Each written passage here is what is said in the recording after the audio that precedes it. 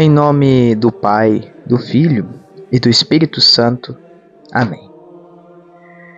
Boa noite, meus queridos. Como vocês estão? Faz muito tempo, não é? Teve uns pequenos contratempos nesse intervalo desde o último vídeo. Primeiro que os vídeos, pode parecer que não, mas eles dão um trabalhão para fazer. E eu estava em final de semestre de faculdade, né? Só que eu prestei atenção em muitas críticas, em muitos comentários. Não só no YouTube, tá? Mas pessoas que eu conheço, que acompanham o canal, comentaram sobre o áudio, tá? O áudio estava meio ruim, eu concordo. Eu utilizava antes o microfone do próprio celular para gravar. Meu fone de ouvido não tinha microfone próprio, né? Então eu usava o microfone do celular. Agora eu estou com um celular novo, então muito em breve talvez nós teremos vídeos filmados com ele. Por enquanto ainda não, que eu tenho que preparar tudo bonitinho, né? Mas agora eu também tenho um microfone novo. Então, esse daqui é o primeiro vídeo estreando esse novo microfone, tá? Esse vídeo aqui, meus queridos, é especial, tá? Não sei se vocês perceberam, mas nós temos dois vídeos sobre dois concílios ecumênicos muito importantes da igreja. Tivemos primeiro do Concílio Vaticano II e o Concílio de Trento. Esses dois em específico, eu falei deles primeiro, porque o Trento, embora ele seja muito famoso, poucas pessoas conhecem as reais decisões do Concílio de Trento. E o Vaticano II era para remover alguns mitos, né, sobre este importantíssimo concílio para a Igreja moderna. Mas agora, eu vou falar de outro concílio ecumênico para fechar os três mais recentes nossos, né, da Igreja mais contemporânea. Eu vou falar sobre o Concílio Vaticano I, tá? Um concílio que foi extremamente curtíssimo, mas que foi de suma importância para a Santa Igreja de um modo geral. Eu diria sensacional, tá? É um concílio que marcou, foi um divisor de águas na história da Igreja, né? E um dos responsáveis por manter a firmeza da Igreja no mundo moderno. Quando eu digo mundo moderno, me refiro à contemporaneidade. Não vão confundir com a Idade Moderna, né? A Idade Moderna começou lá com a queda de Constantinopla, historicamente falando, né? Num contexto geral, e findou-se com a Revolução Francesa, né? Vamos lá. Primeiro, nós, como eu fiz com o Concílio de Trento, com o Concílio Vaticano II, com o Vaticano I, não será diferente. Nós teremos aqui uma abordagem histórico-social sobre o Concílio Vaticano I, tá? Por que é que ele foi convocado? Se vocês analisarem o contexto daquela época, nós estamos falando de 1860, pouquíssimos anos antes, e quando eu digo pouquíssimos, são pouquíssimos mesmo, nós tivemos uma das maiores catástrofes da história da humanidade, que foi a Revolução Francesa. A Revolução Francesa basicamente destruiu pilares de moralidade. A Revolução Francesa matou muitas pessoas, fez reais chacinas, destruiu a ciência, destruiu a fé e a cultura francesa, num contexto geral, e foi um pânico na Europa. Foi um pânico muito além do que um professor de história convencional diz que é porque ameaçava o poder das monarquias. Puxa, quisesse eu que fosse só as monarquias corruptas que se sentissem preocupadas. Não. O banho de sangue que se alastrou da Revolução Francesa foi terrível. Só na Vendéia, uma região muito católica da França, foram mortos cerca de 200 mil, 300 mil pessoas. Civis que não queriam ter a sua fé católica destruída. Então, nós tivemos nesse contexto grandes santos também, né? São Marcelino de Champagnat, São João Maria Vianney. São João Maria Vianney.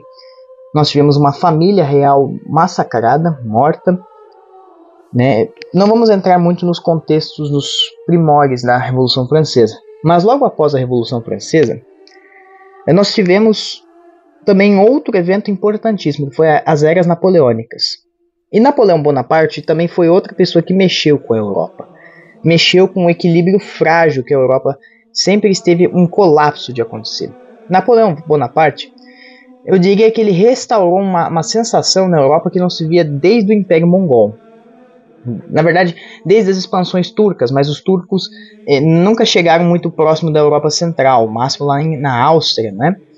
Os mongóis na Idade Média foram extremamente poderosos, mas Napoleão, ele mexeu totalmente com o equilíbrio da Europa. Ele foi uma máquina de guerra.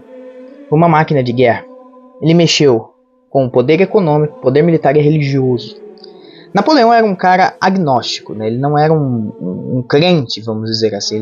Ele não tinha aquela famosa, ele era cristão, não era. Ele gostava mais de se ver a si mesmo como um grande centro das atenções. Ele toma o poder, todos vocês sabem, o golpe dos 18 de Brumário, instaurou o consulado. Do consulado, ele se autoproclama imperador. Só que Napoleão ele tem uma jogada de mestre. Ele invade os estados papais. Ele invade a Itália. Sequestra o Papa Pio VII. Né? E o Papa Pio VII morre. Morre de doença, se eu não me engano. Agora eu me esqueci. Pio VII não, perdão, Pio VI. Pio VII também é sequestrado, né? Pio VII, que depois, logo após Pio VI, eleito Papa, também foi sequestrado por Napoleão, humilhado por Napoleão. Porque o que Napoleão queria com isso daí? Ele queria demonstrar poder sobre a igreja, maior que a igreja, tomar decisões. Até que findou-se o conflito, por questões diplomáticas, conseguiu chegar num acordo. E logo após, Napoleão também é preso. Né? A questão é a seguinte, o poder religioso foi abalado, os estados papais foram abalados. Né? E logo após Napoleão, o que aconteceu? Como Napoleão mexeu com o mundo, talvez para o bem, para o mal, depende do ponto de vista, várias nações surgiram. As primeiras colônias, as colônias americanas surgiram. Espanholas, principalmente, foram abandonadas. O Brasil também, embora o Brasil seja por um contexto diferente, mas também surgiu a colônia brasileira. A colônia brasileira conseguiu sua independência. Né? E como que a igreja se colocava nesse princípio? A igreja estava abalada. Porque 2 papas haviam sido sequestrados, 2 papas haviam sido mantidos em cárcere por Napoleão, Pio VI e Pio VII, e ela precisava reafirmar o seu poder sobre o mundo, porque logo após a Revolução Francesa, nós tivemos uma coisa que foi um caos instaurado na Europa. Foi o surgimento de diversas heresias. A Revolução Francesa ela tinha como alicerce, como propaganda, o racionalismo. Mas eles até mataram vários cientistas, né? Era um racionalismo meio diferente. Mas muitos filósofos, pensadores, surgiram desse contexto, né? E essa heresia do racionalismo culminou no liberalismo. Pensa, a Revolução Francesa foi o apogeu do iluminismo. Do quão terrível as teorias dos filósofos poderiam chegar, né? Essa teoria de tirar Deus do foco e colocar o homem. A escola aponta como se isso fosse bom, mas a prática é completamente diferente. Porque se o homem é o centro de todas as coisas, é a vontade do homem que vale. Percebe o quanto isso é perigoso? Pois bem, era nesse cenário que a igreja estava encaixada. Anterior a isso, o Papa Bento XIV conseguiu conversar, dialogar muito bem com os filósofos, né? Mas agora nós estamos numa crise. Universidades inteiras estavam se voltando para uma coisa chamada laicismo. O laicismo é um endeusamento do laico, daquilo que não tem religião. Não é nem ateu. Ateu não acredita em Deus. Laico é não ter religião. Por exemplo, o Estado brasileiro, o Estado laico. Um Estado que não tem religião, ele não é um Estado ateu. Um Estado ateu é que não acredita em religião, é um Estado que às vezes persegue religião. O laicismo é uma coisa baseada nesse laico, não tem religião. E com o ateísmo também, o ateísmo crescente e o liberalismo. Principal consequência da Revolução Francesa, sem sombra de dúvida, o liberalismo. Por quê? Porque o liberalismo basicamente contaminou as colônias, os países que surgiram, né? Um pouquinho antes Estados Unidos, da Revolução Francesa, aqui no Brasil, em vários lugares do mundo. Esse pensamento liberal e o liberalismo, no seu modo geral, não prezava pela liberdade, embora arrojasse esse nome. O liberalismo, ele tinha uma visão da vontade do homem, da vontade revolucionária da Revolução Francesa, que era a vontade do homem sobre as coisas. Tanto que o conceito de conservadorismo, surgido da Revolução, e depois lá antes, na Revolução Gloriosa na Inglaterra, não descarta a revolução, não descarta a completa mudança social, mas ao contrário, aprimora, a passos devagares. Era isso que os girondinos pregavam, e eles não deixavam de ser revolucionários.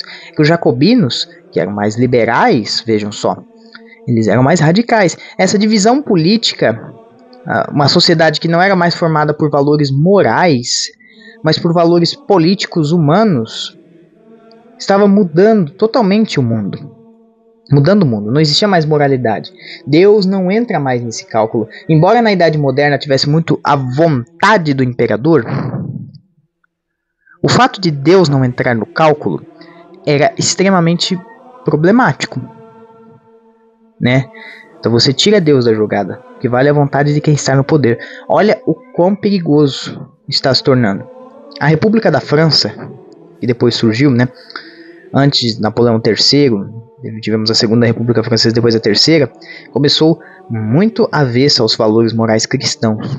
Foi daí que surgiu o feminismo, foi daí que surgiu, no caso na Inglaterra, e a Inglaterra é uma monarquia liberal. Depois da Revolução Gloriosa, surgiu o marxismo, porque Karl Marx, olha só, ele fugiu da Alemanha, porque os alemães, por mais que eles sejam protestantes, eles não admitiam as ideias de Marx. Ele fugiu para a Inglaterra, e lá na Inglaterra ele encontrou o quê? Auxílio. Perceba, esse contexto desse mar de ideologias, o racionalismo, que preza mais pela razão humana, é o que a razão humana consegue pensar. E nesse contexto também que surge a Igreja Batista e o credo-batismo, o batismo por crer, o batismo racional, o darwinismo social, eugenismo. Olha, coisas terríveis surgiram aqui. E a igreja estava sendo jogada de escanteio. O poder papal e a autoridade papal estava sendo questionada. Lugares no mundo inteiro a igreja estava sendo perseguida. As novas nações mais liberais também, igreja sendo perseguida, como no México, principalmente no final do século XIX. No Brasil, por incrível que pareça, sobre o reinado de Dom Pedro II, um imperador endeusado por muitos brasileiros, 2 bispos foram presos porque eram contra a maçonaria. Na maçonaria cresceu muito nessa época também.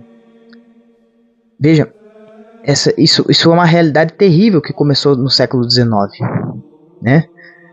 E culminou depois em guerras mundiais, em ditaduras sanguinárias no século XX. O século XIX e o século XVIII foram as sementes de um caos gigantesco que viria acontecer no século XX. Olha, a igreja precisava se posicionar. Então veio Pio VII, grande Papa Pio VII, que, se eu não me engano, Pio VII, ele é servo de Deus, né? Servo de Deus, Pio VII. Depois dele veio Leão XII. Depois de Leão XII, Pio VIII. Pio VIII não reinou por muito tempo, né? Ficou apenas um pouco mais de um ano de pontificado. Gregório XVI, um outro grande pontífice. Finalmente chegamos em Pio IX, que tem um vídeo aqui no canal só dedicado a ele. Pio IX foi o homem que a Itália precisava, no caso, os estados papais. Pio IX, inicialmente, ele era muito inteligente, tá? E ele foi eleito papa. O povo pensava que ele ia ser um papa mais liberal, quando na verdade ele se mostrou o contrário. Ele se mostrou mais rígido. Muitos o chamam até de reacionário. Não sei se eu concordo com essas palavras, tá? Mas ele era realmente um homem muito firme, né? Um homem extremamente firme. Não à toa, ficou 31 anos de pontificado. Muito respeitado, mesmo quando aconteceu a Revolução Liberal Italiana, né? E Pio IX, ele começou a dar os passos para um fortalecimento da igreja face às ideologias terríveis daquele tempo, né? O Beato Pio IX, ele teve decisões importantíssimas de cunho contra a escravidão, emitiu vários documentos contra o que ele chamava de liberalismo, racionalismo. A gente pode falar desses documentos outrora, que depois São Pio X vai culminar e, vamos dizer, aglutinar no modernismo. Não, a grosso modo é o modernismo, que é uma heresia. E Pio IX, ele também tinha a missão de fortalecer o poder papal. E ele teve uma punhalada, sofreu uma punhalada, que foi a Revolução Italiana. Nós já vamos chegar lá. Em paralelo a isso, estava havendo muitos estudos, ou haviam muitos estudos sobre o papel da igreja no mundo. O que a igreja deveria ser? Como a igreja deveria se posicionar? Então, em 1868, o Papa emite uma bula anunciando a convocação de um concílio ecumênico, o Vaticano I. O Vaticano I, ele foi convocado para combater essas heresias modernas. E qual seria então a posição da igreja neste mundo laico que estava se formando? Perceba, nós estamos passando por uma época que era complicado, porque os primeiros ideólogos laicistas, eles condenavam completamente a religião. Só depois que os políticos perceberam que podiam usar a religião para bem comum. Mas naquela época era um negócio muito mais difícil. Então Pio IX, em 1868, anuncia a convocação do Concílio Vaticano I. E este concílio teria por importante função, basicamente, ditar a igreja no próximo século, como a igreja deveria ser nos anos posteriores. Então, em 1868, saiu a bula. Mas assim, um pouquinho antes, em 64, ele anunciou em segredo aos cardeais que ele queria convocar um concílio. Basicamente, ele estava dizendo que o tempo era ingrato, era um momento terrível e precisava a igreja tomar uma posição.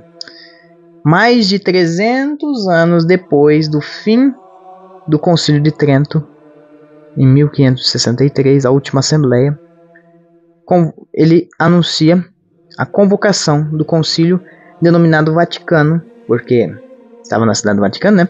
Vaticano I. Esse concílio, ele suscitou um entusiasmo, ao mesmo tempo uma apreensão. O que será que vai sair disso daí, né? O que será que será determinado? Já havia discussão sobre a infalibilidade papal. Eu acho que muitas pessoas não compreendem como se dá um dogma. Um dogma de fé, ele não é algo da cabeça do Papa. Não é como se o Papa acordasse hoje e falasse, não, beleza, vou declarar um dogma. Não. Existe toda uma discussão por trás, teológica, durante os anos. Ou um concílio ecumênico declara um dogma, ou um Papa declara um dogma. Por quê? O que acontece? O concílio, o Papa, ele vai... É um mando de teólogos. Vocês precisam entender que os nossos bispos, os nossos cardeais, são teólogos acima de tudo. Grandes teólogos. Vai pegar uma ficha de qualquer cardeal aí, o mais simplesinho, o cardeal mais simplesinho, né, sendo justo, são doutores em teologia, filosofia, porque eles precisam, eles são muito inteligentes. Acontecem discussões teológicas o tempo inteiro no Vaticano. E naquela época, a discussão do momento era a infalibilidade papal. se o Papa era infalível ou não. Haviam comissões, haviam diálogos, haviam vertentes do catolicismo que aceitavam, a grande maioria, e outra parte negavam a infalibilidade papal. Assim como anos antes, nós tínhamos os que aceitavam o dogma da Imaculada Conceição e outros que negavam. Essa discussão teológica, ela é colocada sobre a mesa. Quando definido o resultado, quem ganha ou quem perde, aí chegamos no dogma, que é que virou verdade universal. Quer um exemplo? A doutrina da Trindade. A doutrina da Trindade não era dogmática, tanto que surgiram algumas heresias, como a heresia ariana, a heresia nestoriana, a heresia monofisista. Não, a heresia monofisista não se encaixaria aqui. Mas essas heresias, por exemplo, negavam a divindade de uma das pessoas da Trindade. A ariana negava de Jesus, a nestoriana negava do Espírito Santo. Isso é uma afronta. Então foi definido o dogma da Trindade. Que Deus é 1 e 3. Percebe? São vários momentos na história. Por exemplo, o Concílio de Éfeso também determinou o dogma da maternidade divina de Nossa Senhora. Quer dizer então que esse dogma ele foi inventado? Não, ele sempre esteve lá na revelação de Jesus Cristo. Só que a compreensão teológica, ela vai passando conforme os anos. Nem todos os apóstolos eram grandes teólogos, com exceção de São Paulo. São Paulo, sim, São Paulo era um gênio. Talvez considerado o primeiro grande teólogo da história da igreja. Mas os outros apóstolos, São Pedro não era. São Pedro, ele tem cartas pastorais, as 2 epístolas de São Pedro, mas ele não era um teólogo. Percebe? A compreensão teológica da revelação de Jesus Cristo vai passando conforme os anos. Surgem santos, surgem doutores. Então era isso que estava acontecendo no contexto do pontificado de Pio IX. A discussão teológica sobre a infalibilidade papal. Se seria proclamado esse dogma ou não neste concílio. Então, também, como sempre, desde o cisma do Ocidente, a Igreja convida os orientais, os ortodoxos, para participarem dos concílios ecumênicos. Não pensem que não, que a Igreja fazia os concílios sozinha. O que muita gente mente sobre a Igreja é que a Igreja fazia os seus concílios lá sozinha e que se lasca os orientais. Não, eles eram convidados a participarem, muitas vezes não iam. Mas os protestantes também foram convidados. No Concílio de Trento eles foram convidados, mas no Concílio Vaticano I eles foram e não compareceram, assim como os orientais foram convidados, mas não participaram. E o Concílio Vaticano I ele foi muito curto. E já vamos explicar por quê. Ele teve 4 sessões que decorreram lá, né? Ele começou em 1869, em 8 de dezembro, alguns dias atrás, de 1869, com cerca de 700 bispos, né, prelados.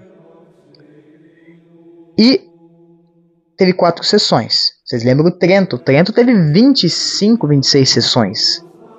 As 2 primeiras sessões, eles estavam fazendo discussões sobre o papel da igreja. Aí, finalmente, na terceira sessão, em abril de 1870, de forma unânime, eles aprovam a Constituição Dogmática Dei Filhos, que vai ter um vídeo só sobre ela aqui. Mas a Dei Filhos, basicamente, o que ela define? Ela define a existência de um Deus pessoal, livre e criador independente do mundo. E esse pensamento era contra o materialismo, que era a superioridade do material contra o imaterial. Às vezes nem o imaterial existe, né, o espiritual. E contra o panteísmo. Existiam várias religiões e afins. E o capítulo 2 ensina que certas verdades religiosas, como a existência de Deus, podem ser conhecidas com a certeza pela luz da razão humana. Esse pensamento, gente, até hoje, lógico, é dogma, é defendido pela igreja, é a Constituição dogmática. É possível nós chegarmos de maneira racional à existência de Deus? Sim. Agora, de forma, no caso racional, eu diria, por exemplo, usando matemática, usando física, usando química, usando biologia, a compreender que Deus existe? Sim. Agora, é possível saber que esse Deus é o Deus cristão? Não. Aí precisamos partir para a teologia. Tá? Mas é basicamente isso. E esse pensamento, lembre-se, Pio IX convocou o concílio contra o ateísmo, contra materialismo, fideísmo, liberalismo. Essa segunda parte era contra o ateísmo e o fideísmo, que eram ideologias que escarneciam a fé cristã, por elas crerem que Deus é o Criador e que a religião não precisava de razão. Nossa, isso era muito difundido entre o iluminismo, até hoje existem artes de apostila de escola, em livros de escola, em livros e pensamentos que, para a religião, pouco importa a razão. Um teólogo tira do meio da cabeça dele as definições trinitárias, por exemplo, que é uma grande bobagem. O texto do segundo capítulo acrescenta que houve uma revelação divina, a qual chega até nós mediante as tradições orais e as escrituras sagradas. Aqui também ele vai falar muito disso. Nós vamos fazer uma análise desse documento uma outra hora. E no capítulo 3º, proclama que a fé é uma adesão livre do homem a Deus. É uma questão livre, é de livre e espontânea vontade que surge com a graça divina. Ou seja, é sempre Deus que toma a iniciativa. Tá? No quarto capítulo, define os próprios setores da razão e da fé, e lembra que qualquer desacordo entre a razão e a fé pode se tornar uma falsa compreensão das proposições da fé ou das conclusões da razão. Isso mais tarde, quem que vai falar muito, que eu não me lembro se vocês se lembram, né? Pio XII é o princípio da totalidade, né? A razão, a fé e o social unidos. Pio XII, sensacional. Aí, finalmente, nós chegamos na quarta sessão, onde ele vai declarar a infalibilidade papal.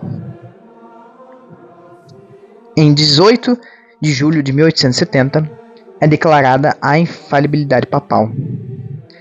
A maioria deles, dos prelados, julgavam a infalibilidade papal como oportuna e necessária. Tá? E eles, que eram liderados por alguns setores mais conservadores da igreja, condenavam as heresias galicanas que tinham resistido na França, entre outras heresias modernas. E aí que é curioso sobre a infalibilidade papal. Ela foi combatida por bispos que argumentaram sobre o Papa Honório. Nós lembramos do Papa Honório. Só que o que aconteceu? Muitos afirmavam que o Honório teria caído em heresia, Honório I. Só que o que o concílio percebeu? Honório não falou dogmaticamente. O erro de Honório não foi ter aderido ao erro. Ainda posso fazer um vídeo só sobre o Papa Honório, né, o suposto Papa herege. Mas sim dele ter falhado em combater a heresia. É aí que tá. E aos poucos os argumentos da oposição foram desfeitos. E quando viram que era uma causa perdida, então. Aí, basicamente,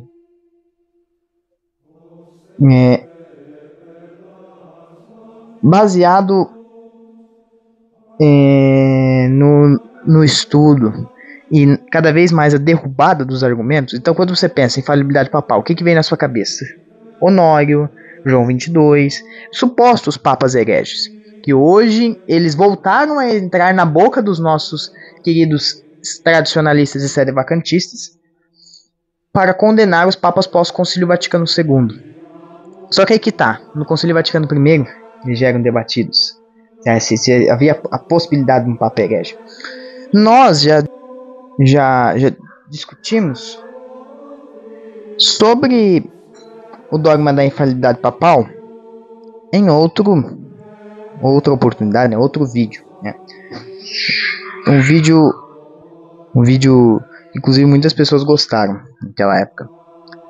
Mas agora, falando do contexto do concílio, este dogma ele foi muito questionado pós-concílio. Mas antes de falar do final do concílio, nós precisamos falar sobre uma coisa terrível que aconteceu. Duas, na realidade. Em 1870, estourou a Guerra Franco-Prussiana.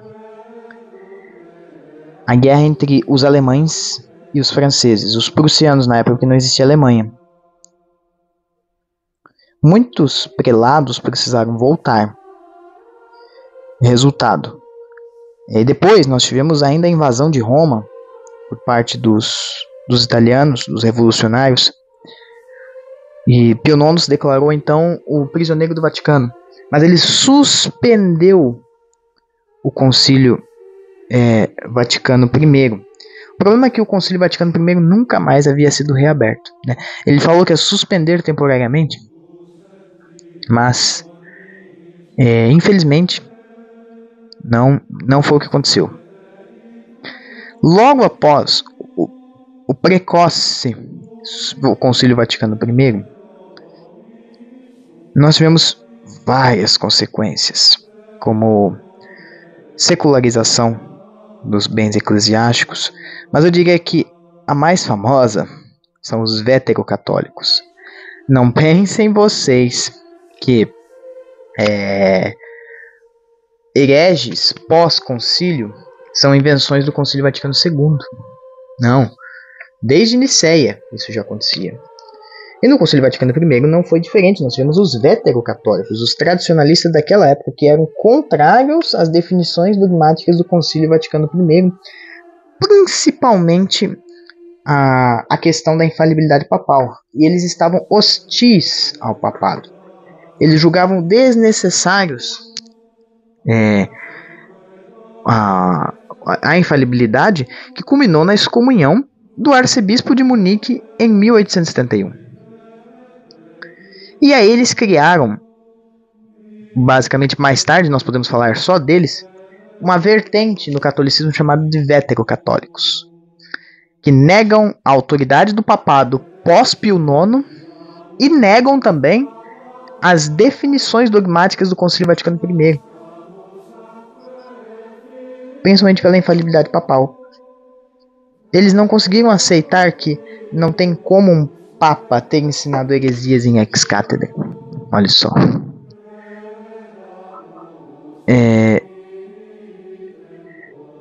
E isso foi basicamente terrível, né? E olha que coisa. Em 1889, um ano terrível aqui no Brasil, nós tivemos também uma união entre os veterocatólicos e os janseístas, que culminou na União de Utrecht, onde os liberais, principalmente na Suíça, fundaram uma igreja cristã católica, olha só, que era dirigida por leigos, não por clérigos, em oposição ao Vaticano I, hoje mais ou menos como é a Alemanha. Olha, meu Deus do céu, é um negócio muito chocante. Mas quais foram as consequências do Concílio Vaticano I para a Igreja e para o mundo? De cara, o que eu posso dizer? Reafirmou a posição do papado entre aqueles que se dizem católicos. E muitas decisões dos pontífices que sucederam Pio IX e do próprio Pio IX tiveram mais força entre aqueles que se diziam católicos. Porque agora, negar uma decisão do Papa era negar uma verdade de fé, percebe? Por exemplo, quando o Papa Leão XIII escreveu a Rerum Novarum para os direitos dos trabalhadores. ou condenou a escravidão. Olha só. Pio X, quando condenou, São Pio X condenou o modernismo, né? Bento XV, Código de Direito Canônico, diria eu. Pio XI, quando condenou as ideologias. Pio XII, quando reiterou a condenação das ideologias e foi um pilar na Segunda Guerra Mundial. João XXIII, Paulo VI. Enfim, porque ali já é um contexto um pouquinho diferente, o Concílio Vaticano II. Mas foi de suma importância as definições. Primeiro, a Dei Filhos, que nós vamos fazer uma análise, um documento belíssimo sobre a revelação divina. E o Pastor Eternos, sobre as definições da infalibilidade do Romano Pontífice, que está assistido pelo Espírito Santo. E com esse vídeo eu espero ter ensinado alguma coisa para vocês, tá?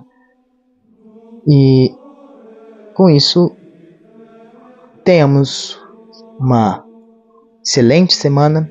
Esse foi o Apostolado Bento XIV, com microfone novo. Vamos em paz, meus queridos. Vamos em paz. O Senhor esteja conosco. Ele está no meio de nós. Abençoe-nos o Deus Todo-Poderoso. Em nome do Pai, do Filho e do Espírito Santo. Amém.